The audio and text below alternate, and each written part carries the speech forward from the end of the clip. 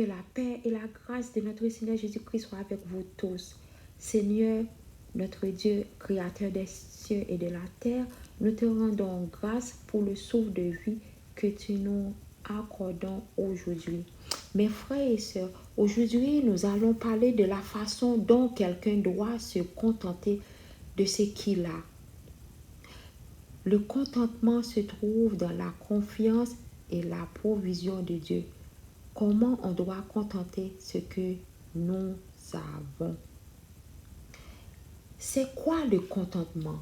Le contentement, c'est une attitude de cœur. C'est être heureux car avant tout, nous avons Dieu en nous et avec nous. C'est si bon de pouvoir vivre avec lui, de voir toutes ses bénédictions jour après jour.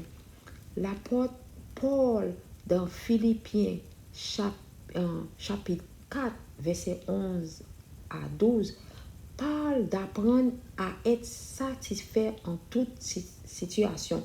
Le contentement est lié à la confiance en la souveraineté de Dieu et en son plan pour notre vie. Il reconnaît que Dieu est aux commandes et a un but pour toutes choses, même dans les moments difficiles. Mes frères et sœurs, une des plus importantes leçons à apprendre, c'est l'admirer quelque chose, d'en désirer la voir. Vous n'avez pas besoin de posséder toutes ces choses pour être heureux. Si vous ne pouvez vous réjouir de ce que vous possédez, vous allez passer un bon bout de votre vie à être malheureux. Vous ne pouvez pas tout avoir. Je puis tout par celui qui me fortifie.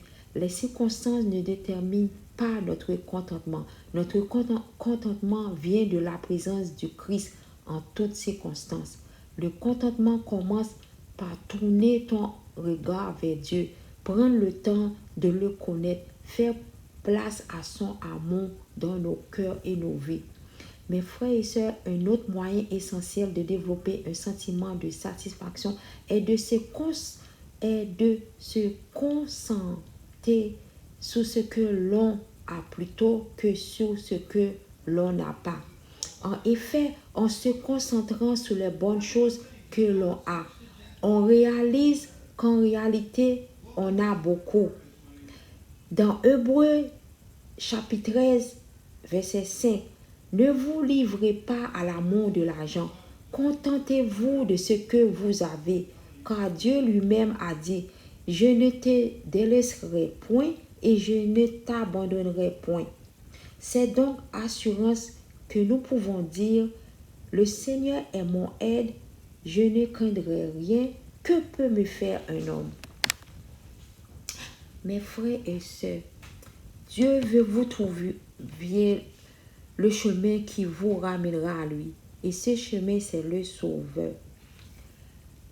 Arrête de trop réfléchir. Prends une décision aujourd'hui pour changer ta vie. Regardez ce qui se passe dans le monde. Dieu nous attend à bras ouverts. Vous qui regardez cette vidéo maintenant, qu'attendez-vous pour donner votre vie à Jésus-Christ de Nazareth avant qu'il ne soit trop tard? Jésus-Christ est le chemin, la vérité et la vie. Mes frères et sœurs, détachez-vous dans le monde et tournez-vous vers Jésus-Christ de Nazareth. Tu ne peux pas vivre indépendant sans Dieu. Sinon, le diable te liera afin de te garder dans le monde. Mes frères et sœurs, ne te sépare pas de Dieu, car sans lui, l'ennemi nous piégera dans les péchés. Ayez une relation avec Dieu. C'est lui qui peut vous protéger des péchés que l'ennemi essaie de vous piéger.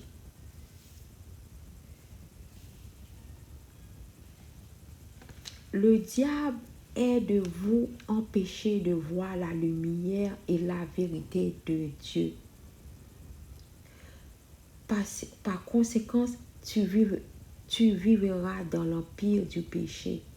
À la fin, le péché te tuera. Si vous ne voulez pas que cela vous arrive, tournez-vous vers Dieu et il te sauvera.